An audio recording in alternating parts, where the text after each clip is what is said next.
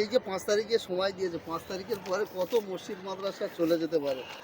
5 তারিখ রাত 12টার পরে সরকার ঘোষণা করবে মুসলমানের বেটারা সালারা কাটারা, হ্যাঁ, তারা সব ঢুকে পড়েছে মসজিদের মধ্যে, আমাদের সম্পত্তিতে, সরকারের সম্পত্তিতে, লাঠি মেরে বের করো।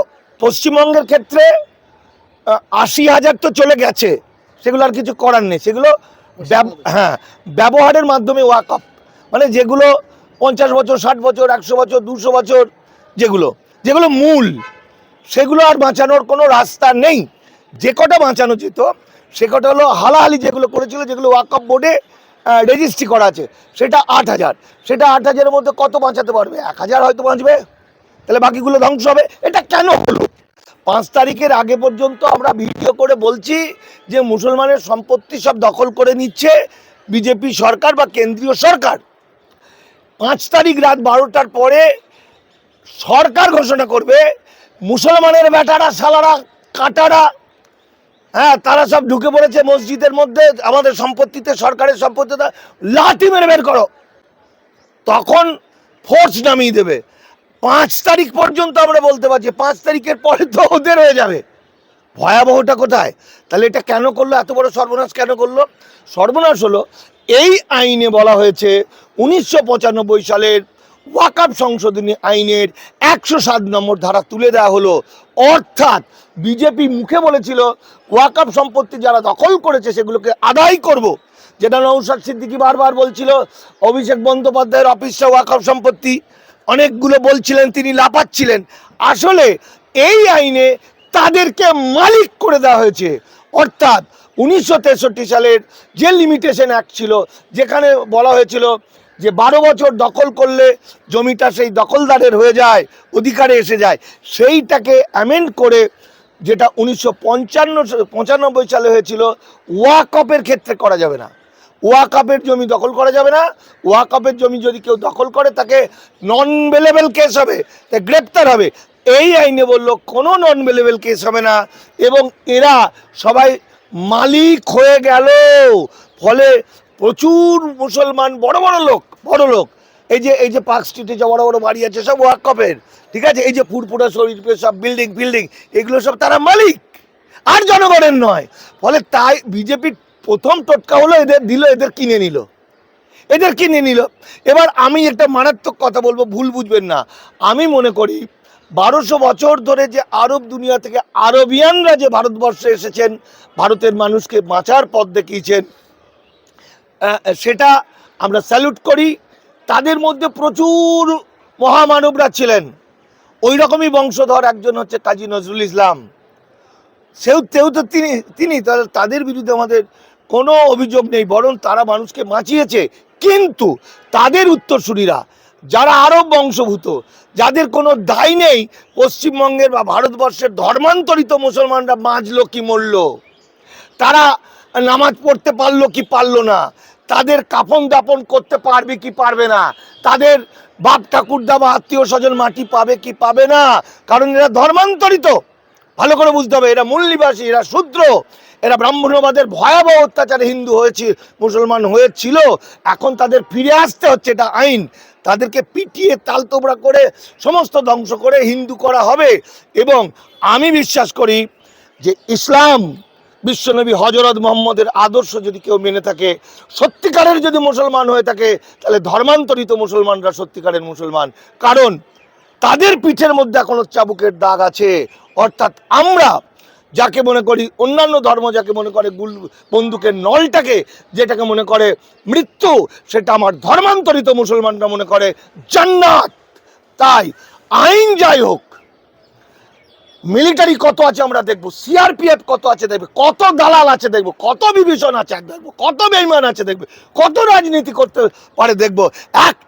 একটা মসজিদ মাদ্রাসা দখল নিতে আসবে, হাজার ইসলাম ধর্মাবলম্বী ছুটে চলে যাবে নিজের আল্লাহর সম্পদকে রক্ষা করার জন্য। সুতরাং আগামী দিন হিন্দু মুসলমান, মানে যেহেতু উদ্বাস্তুদেরকে কৃতদাস করে দেওয়া হচ্ছে, হিন্দু মুসলমান এক হয়ে তারা ইসলাম 1200 বছর ইসলাম সংস্কৃতিকে রক্ষা করবে।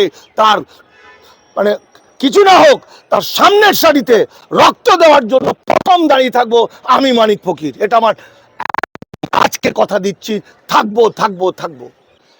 এই বিষয়টা নিয়ে আমি এবং আমার বন্ধু বান্ধবরা আমরা লাগাতার চেষ্টা করেছি, চিৎকার করেছি, গালাগালি খেয়েছি ইত্যাদি ইত্যাদি, কিন্তু শেষ পর্যন্ত ফেল করেছি। এর জন্য যে আমরা নিজেরাও দায়ী নই তা নয়, আমরাও দায়ী। কেন দায়ী না, আমাদের বলার মধ্যে মানুষকে বোঝানো যায়নি, আমরা বোঝাতে পারিনি।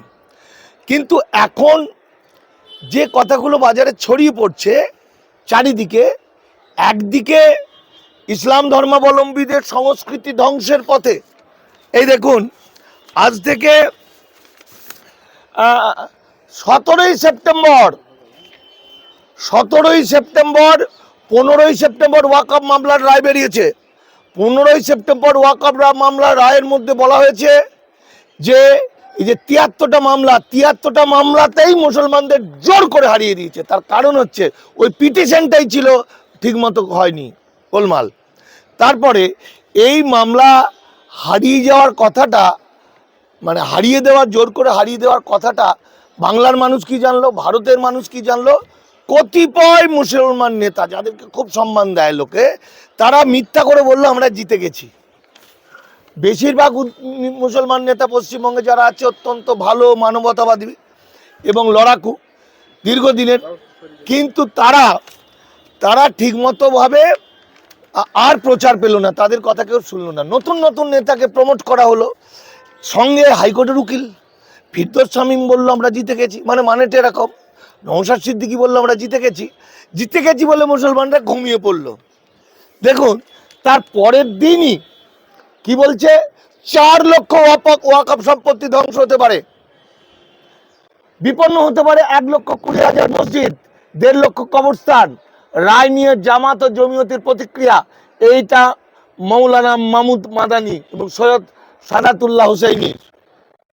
বারবার দেখিয়েছি, বলেছি, কিন্তু এইদিকে প্রচার হচ্ছে, এইদিকে কি হচ্ছে, এইদিকে মুসলিম কি করছে, ফুলের মালা নিচ্ছে, রক্তদান শিবির করছে, সময়টা নষ্ট করে দিচ্ছে, মানুষের নজরটা ঘুরিয়ে দিচ্ছে। একটা অদ্ভুত ব্যাপার দেখুন, আমি কোনোদিন কোনো রাজনৈতিক দলের সঙ্গে যুক্ত নই, আজও নই, কোনোদিনও নই, ভবিষ্যতে কি করব পরে বলবে, কিন্তু আমার কাছে সত্যটা সত্য।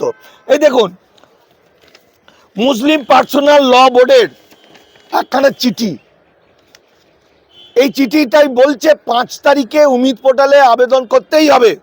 27 তারিখে দিয়েছে। কবে দিয়েছে? 27/11/2025, মানে আজ থেকে 4-5 দিন আগে। তাহলে 4-5 দিন আগে জানাচ্ছে যে উমিদ পোর্টালে আবেদন করতে হবে, তাহলে মানুষ তো আর আবেদনের সুযোগ পাবে না, সময় পাবে না। মনে রাখতে হবে যে পশ্চিমবঙ্গে যে 80,000 ওয়াকফ সম্পত্তি, সেগুলো তো চলে গেল, সেগুলো বাঁচানোর কোনো রাস্তা নেই। সেটা ওয়াকফ বা ইউজার, ব্যবহারের মাধ্যমে ওয়াকফ। বড় বড় যেগুলো হাজারদুয়ারি থেকে, সম্ভবত হাজারদুয়ারি থেকে সব, এগুলো কোনটার ডিটেলস সেটা আমি এখনো জানি না, তবে ম্যাক্সিমামটা টিপু সুলতান মসজিদ থেকে আরম্ভ করে সব। এইবার বাকি যে 8,000 ছিল, এই 8,000 কিছুদিন আগে যেগুলো তৈরি হয়েছে, অল্প দিন, যেগুলোর কাগজপত্র আছে, যেগুলো ওয়াকফ বোর্ডে রেজিস্ট্রিকৃত, সেই ওয়াকফ বোর্ডে রেজিস্ট্রিকৃতগুলো বাঁচানো যেত যদি 2 মাস আগে থেকে বলতো।